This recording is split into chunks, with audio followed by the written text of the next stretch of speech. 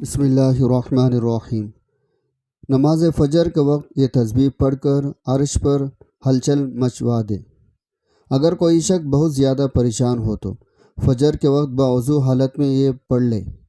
محترم ناظرین، انسان کی زندگی خوشی اور غم، کامیابی اور ناکامی، آسائش پریشانی کے درمیان مسلسل سفر کرتی رہتی ہے۔ ہر بندہ چاہتا ہے اس کی دعائیں قبول ہوں، اس کی مشکلات آسان ہوں۔ جو خواہش وہ دل میں رکھتا ہے وہ حقیقت کا روپ دھار لے، لیکن اکثر ایسا ہوتا ہے، انسان دعائیں کرتا ہے، کوششیں کرتا ہے، مگر دل کے دروازے پر بے چینی اس طرح بھی رہتا ہے۔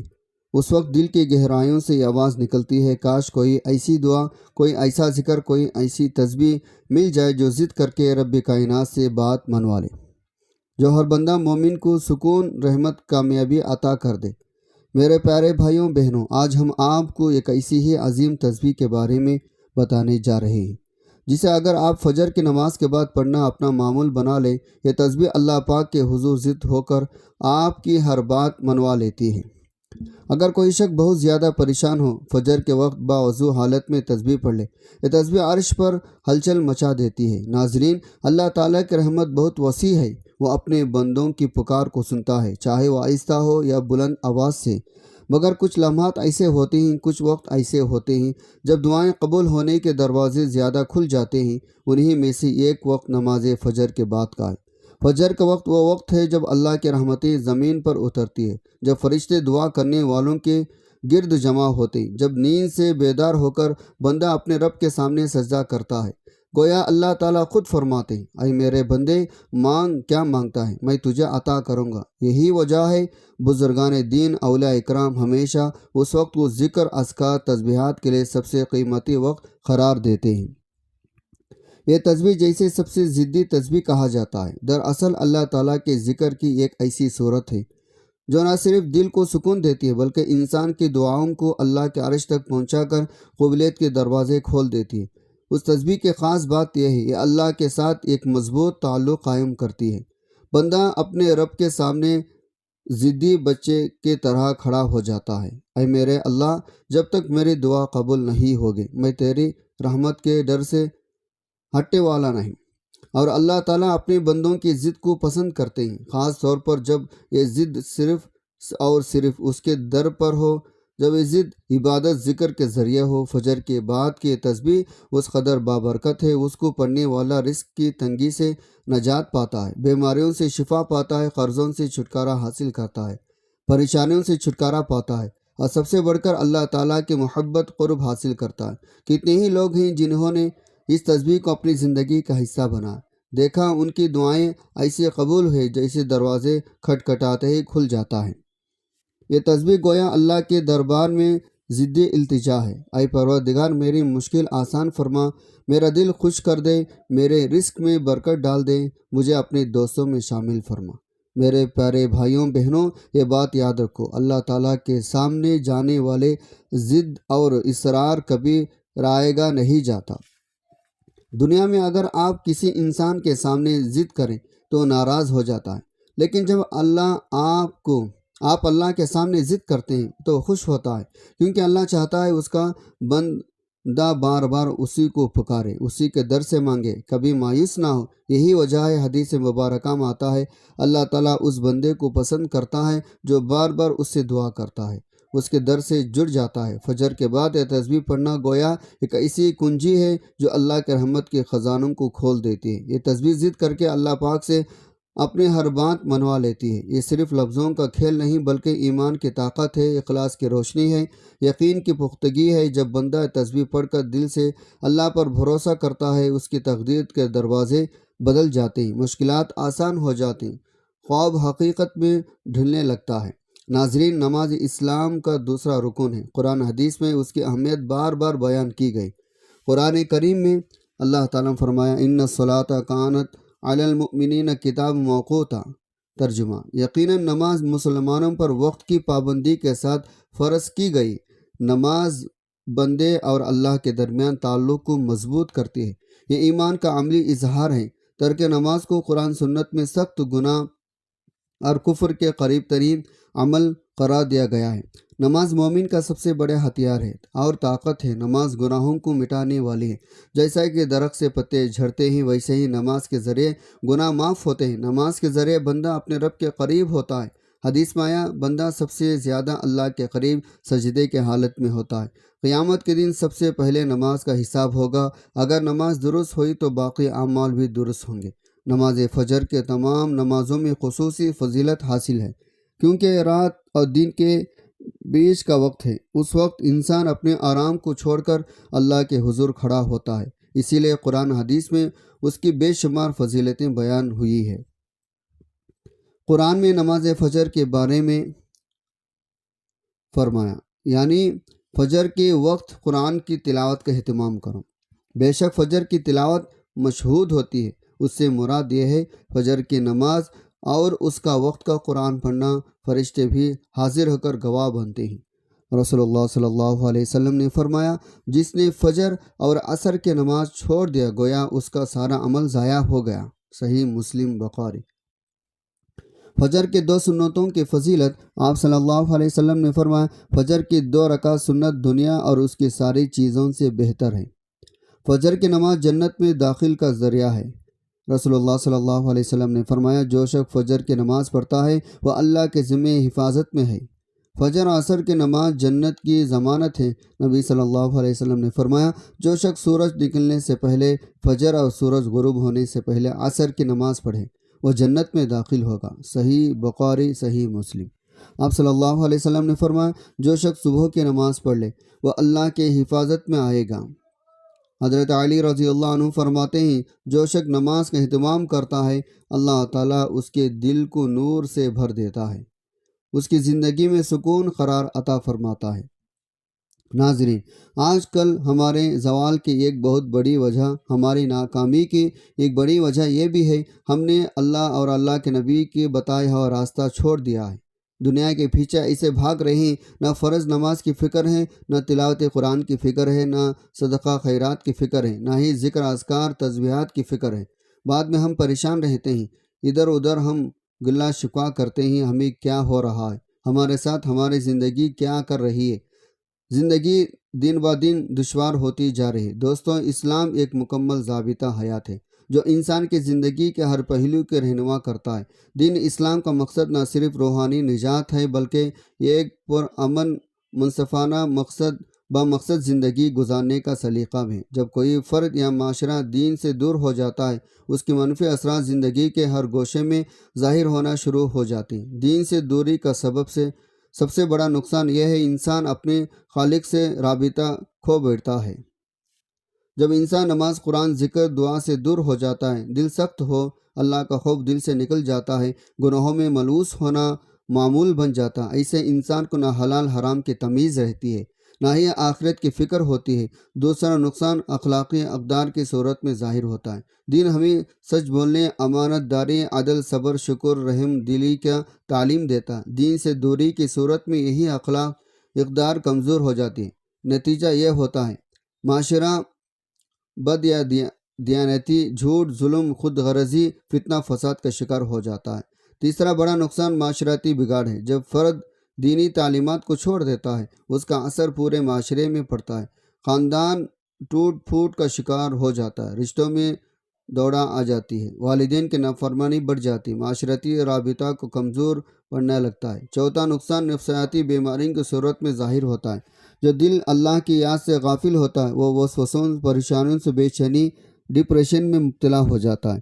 قرآن مجید میں فرمایا گیا، خبردار اللہ کے ذکر سے ہی دلوں کو اطمینان حاصل ہوتا ہے۔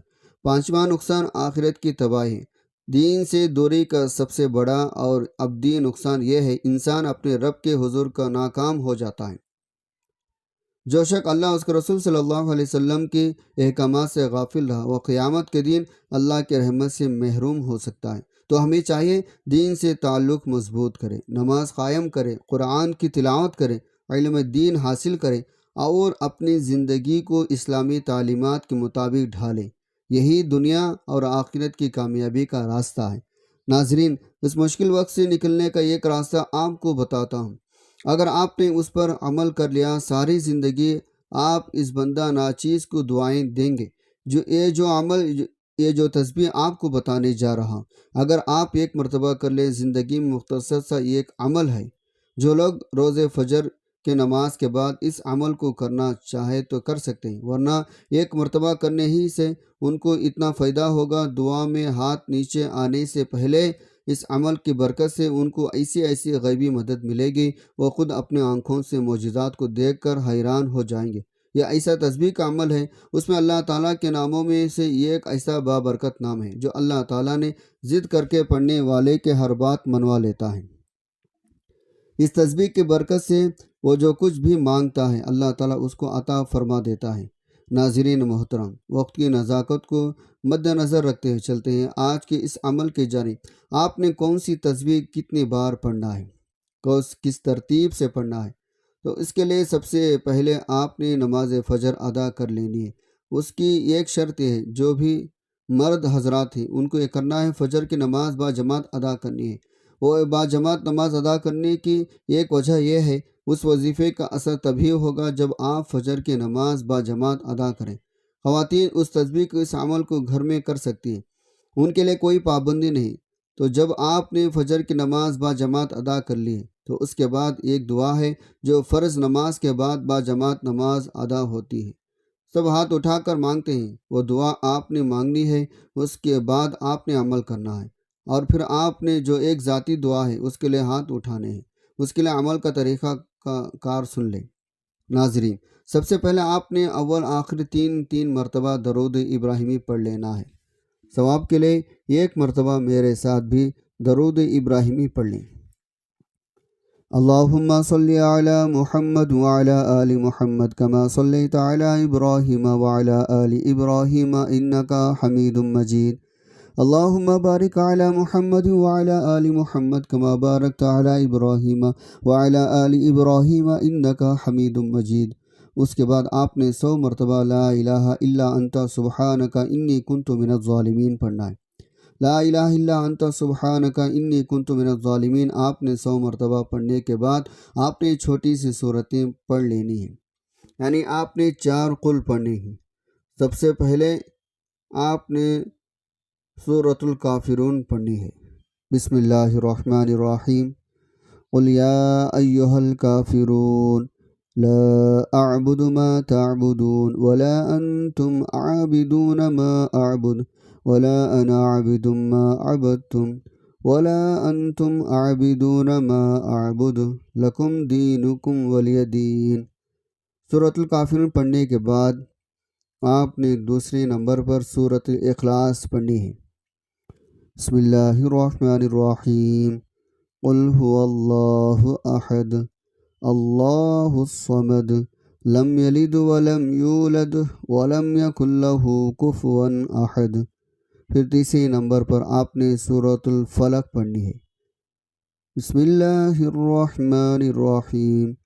قل اعوذ برب الفلق من شر ما خلق ومن شر غاسق اذا وقب ومن شر النفاثات في العقد ومن شر حاسد اذا حسد۔ اور پھر چوتھے نمبر پر سورۃ الناس پڑھنی ہے۔ بسم اللہ الرحمن الرحیم۔ قل اعوذ برب الناس ملک الناس الہ الناس من شر الوسواس الخناس الذی یوسوس فی صدور الناس من الجنۃ والناس۔ جب یہ 4 قل آپ ایک ایک مرتبہ پڑھ لیں، آپ کی جو بھی حاجات ہو، جو بھی پریشانی ہو، جو بھی مشکلات ہو، رزق کی تنگی ہو یا مالی تنگی، بندشیں ہو، رکاوٹیں ہو، کاروبار بند ہو چکا ہو، رشتوں میں بندشیں ہو، آپ کا جو بھی مقصد ہو، آپ نے اس کو ذہن میں رکھتے ہوئے پھر آپ نے استغفر اللہ 70 مرتبہ پڑھنا ہے۔ یہ عمل پڑھتے دوران آپ کا جو بھی مقصد ہو اس کو ذہن میں رکھیں۔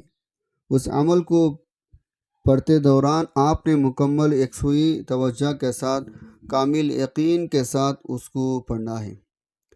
عمل کو پڑھنے کے بعد آپ نے کسی سے بات نہیں کرنی اور نہ ہی کوئی آپ سے بات کرے گا۔ آپ جو مقصد ذہن میں رکھ کر اس عمل کو کریں گے انشاءاللہ آپ کے بگڑے کام بن جائیں گے، آپ کے معاملات حل ہو جائیں گے، جو بھی آپ کا مقصد ہوگا وہ پورا ہو جائے گا۔ اللہ پاک آپ کو ایک ہی بار یہ عمل کرنے کی برکت سے ایسا نواز دے گا آپ سوچ بھی نہیں سکتے۔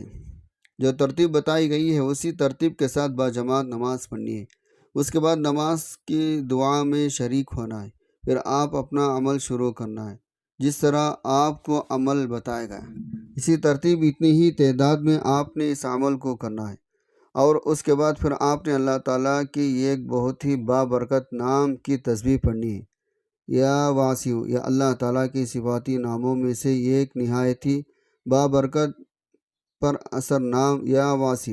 اس مبارک نام کا مطلب ہے اے وسعت والا، اے کشادگی فراخی دینے والا۔ یہ نام قرآن مجید میں متعدد مقامات پر آیا ہے، جیسا کہ بے شک اللہ وسعت والا، جاننے والا، جو شخص دل سے یا واسع کو ورد کرتا ہے اللہ تعالیٰ اس کے رزق میں برکت، اس کشادگی عطا فرماتا ہے۔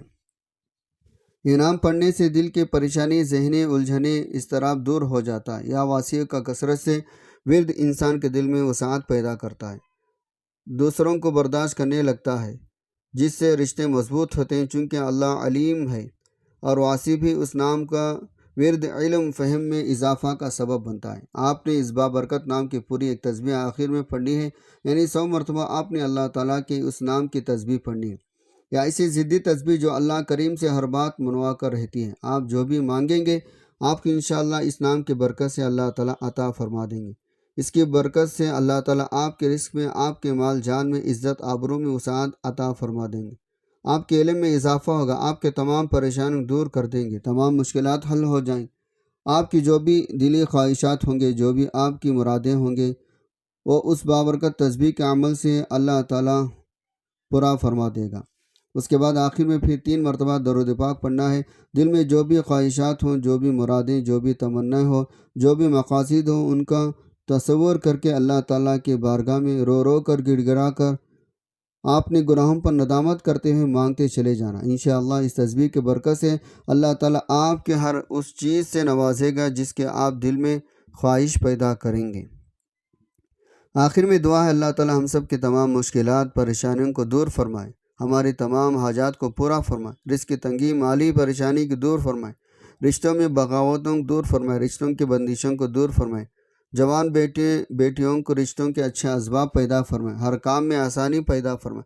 اللہ تعالیٰ میرا سنانا، آپ کا سننا اپنی بارگاہ میں قبول منظور فرمائے، نیکی کے بات کو سننے، سمجھنے، اس پر عمل کرنے کی طاقت توفیق عطا فرمائے، آمین ثم آمین۔